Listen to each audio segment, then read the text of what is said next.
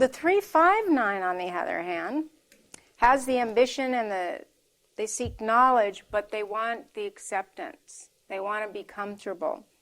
They want to be efficient, wise, and peaceful. See, it's not as hard-nosed. They're directed and they're intellectual and clever. They're very, very clever. But they want to find amenable and pleasant ways to manage difficult situations. So they can seem indifferent at times, but it's more that they find a way to obscure difficult situations so that they can be a little more invisible. They like some invisibility. They want to direct their own course without being in conflict with you, and are very slow to fully trust others. So you'll see their ambition, you'll see their mental faculties, and then they'll have this peacefulness, especially if 9's in charge. You aren't really sure who you're seeing. This is the type on the Enneagram that is the least likely to show themselves to you. They're really hidden in many ways. They're slow to trust. They, at their best, promote others by being supportive with information and knowledge and subtly handling problems. At their worst, they have double lives. You don't know who they are because all 3 of these types are hidden and in a way wear a mask. The 3s wear the mask of success. The 5s don't want to be seen. They want to be camouflaged. And the 9s wear the mask of pleasantness. So they don't feel safe revealing themselves.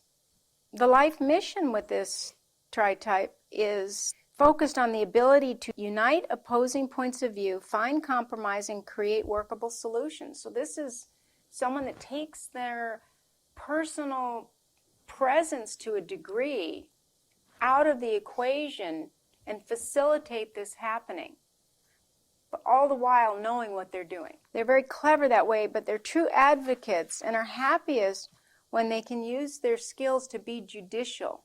They see themselves as a good judge of circumstances because there's nothing that is going to interfere emotionally with them making decisions. Now, when 1 is here, you get a judge too, but this person is going to be more scholarly and still be ambitious.